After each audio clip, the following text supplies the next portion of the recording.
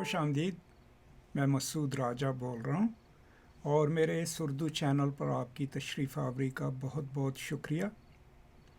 आज कुछ गुफ्तगू करूँगा इंटरनेट की दानश्वरी के बारे में, और ये गुफ्तगू जो है इसकी मुनासिबत है कौमियत, कौम परस्ती, वतनीयत और उसके बारे में जो कुछ लोग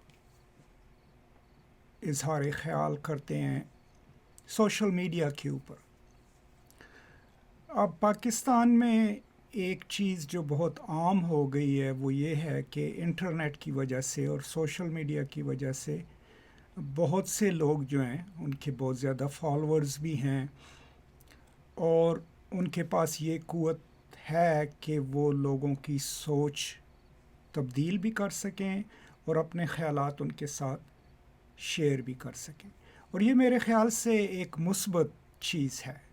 लेकिन जब ये सोशल मीडिया और इस तरह के बाकी मीडिया के टूल्स या औज़ार नीम हकीमों के हाथ लग जाते हैं तो उससे बहुत ज़्यादा नुकसान भी हो सकता है।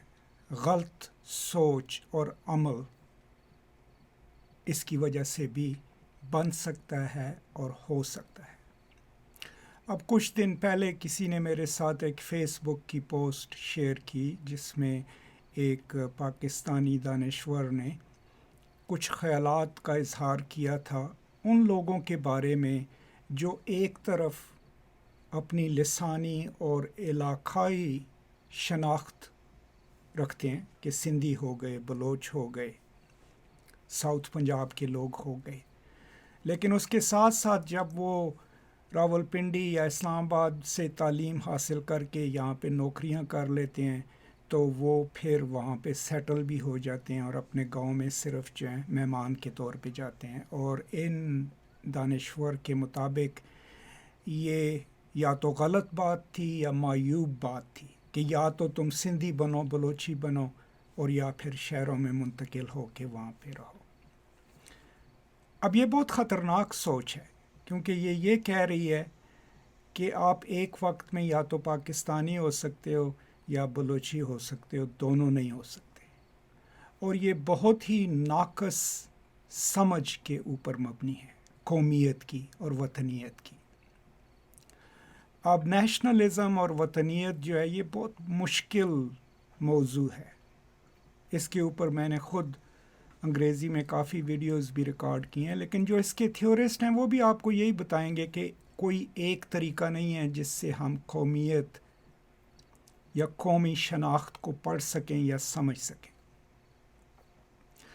अब उनमें से मुख्तलिफ़ लोग हैं जिन्होंने इस पे काम किया है। एंथनी डी स्मिथ, इलाई खैदूरी, जॉन हचिनसन, ये कुछ नाम हैं जो भी मैं आपको अपने जहन से बता सकता हूँ।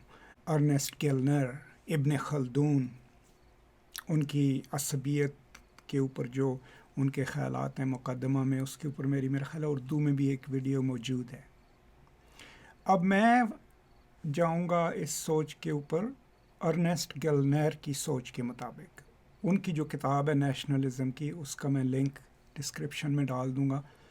उसमें वो ये कहता है कि किसी भी कौमी शनाख्त के लिए, नेशनल आइडेंटिटी के लिए सबसे अहम चीज़ ये होती है कि वो कौम जो है वो एक नेशनल हाई कल्चर डेवलप करे। नेशनल हाई कल्चर से मुराद ये कि कौमी सतह पर एक ऐसा कल्चर डेवलप करे जिसको हर कोई समझे और हर कोई उसका हिस्सा बनना चाहे।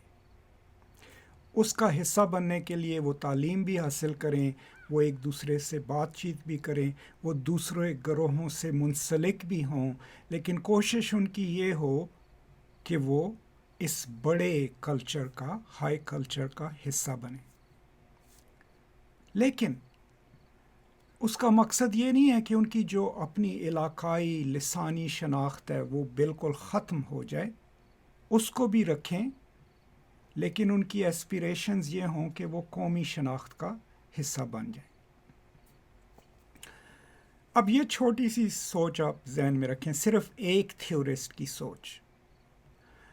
اب اس سے ہماری سمجھ میں یہ بات آ رہی ہے کہ کوئی بھی قوم جو ہے وہ ایک قومی نیشنل ہائی کلچر ہمیشہ ڈیولپ کرے گی، اور پھر تعلیم کے ذریعے، نوکریوں کے ذریعے، علم کے ذریعے یہ کوشش کرے گی کہ زیادہ سے زیادہ لوگ اس قومی شناخت کا حصہ بنیں، لیکن اس قیمت پر نہیں کہ اپنی علاقائی، لسانی اور مذہبی شناخت جو ہے اس کو قربان کر کے. مقصد یہ ہے کہ ایک ایسی قومی شناخت بنائی جائے جس میں ہر کوئی حصہ لے قومی ترقی میں اور قومی شناخت کا حصہ بنے، لیکن کوئی ان کو یہ نہ کہے کہ تم سندھی ہو، تم بلوچی ہو، تم بلوچی رہو، تم سندھی رہو. وہ سندھی بھی رہ سکیں، بلوچی بھی رہ سکیں، پٹھان بھی رہ سکیں، لیکن پاکستانی بھی ہوں. تو یہ جو دانشور ہیں ان کے خیالات میں نے پڑھے تو اس سے مجھے یوں لگا کہ وہ یہ کہہ رہے تھے کہ جو لوگ نعرے لگاتے رہتے ہیں علاقائی شناخت کی، لسانی شناخت کی، وہ دوغلے ہیں، کہ وہ یہ بھی چاہتے ہیں اور وہ بھی چاہتے ہیں. لیکن میری سمجھ کے مطابق یہ دوغلا پن خاص کر کے بہت اہم ہے، کیونکہ یہ ہمیں موقع دیتا ہے کہ ہم اپنی علاقائی، لسانی، مذہبی شناخت کو بھی برقرار رکھیں، لیکن اس کے ساتھ ساتھ قومی شناخت کا بھی حصہ بنیں. تو اس سے جو قومی شناخت بنے گی وہ سمپل نہیں ہوگی، کمپلیکس ہوگی. اب اس کی اگر آپ کو مثال چاہیے اپنے ہمسایہ ممالک میں تو آپ انڈیا میں چلے جائیں. اب ساؤتھ سے نارتھ تک انڈیا میں 280 زبانیں بدلی ہوتی ہیں، مذاہب بھی بہت زیادہ ہیں. اب اگر آپ کیرلا یا تامل ناڈو میں جائیں تو وہاں لوگ زیادہ تر ہندی بولتے ہی نہیں ہیں، انگریزی یا اپنی علاقائی زبانیں بولتے ہیں. مذہب میں بھی یہ نہیں ہے کہ سب ہندو ہیں، کرسچنز بھی ہیں، مسلمان بھی ہیں.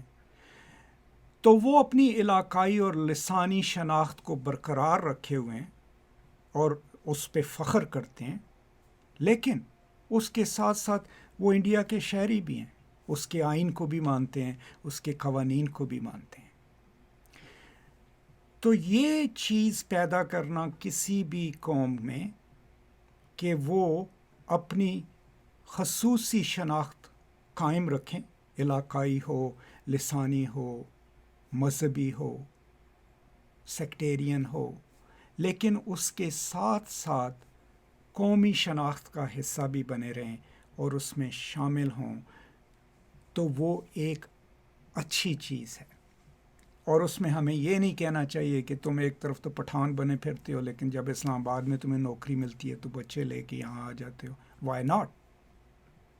اب کیا ان کو قیمت کیا یہ دینی پڑے کہ وہ پٹھان ہونا چھوڑ دیں یا سندھی ہونا چھوڑ دیں؟ نہیں. ہماری قومی شناخت اتنی جگہ ہونی چاہیے کہ اس میں قومی شناخت کے ساتھ ساتھ علاقائی اور لسانی شناختیں جو ہیں وہ بھی ضم ہو سکیں، اکٹھی اس کے ساتھ رہ سکیں اور ان کو قربان نہ کرنا پڑے. تو یہ تھے چند خیالات قومیت کے بارے میں، نیشنلزم کے بارے میں اور قومی شناخت، نیشنل آئیڈینٹی کے بارے میں. یہ جیسا میں نے پہلے بھی کہا یہ بہت مشکل موضوع ہے اور اس کو سمجھنے کے لیے بہت کچھ پڑھنے اور سمجھنے کی ضرورت ہے. اور اس لیے میں یہ جو انٹرنیٹ کے دانشور ہیں ان کا ذکر میں نے اس میں کیا، اس لیے نہیں کہ میں جو ہے ان کو کمتر سمجھتا ہوں، بلکہ اس لیے کہ اگر وہ یہ جو اپنی رائے دے رہے ہیں انٹلیکچوئل، دانشورانہ، اگر وہ غلط سوچ اور غلط سمجھ پر مبنی ہے یا گہری سوچ پر مبنی نہیں ہے، تو بجائے لوگوں کے ذہن کو کھولنے کے وہ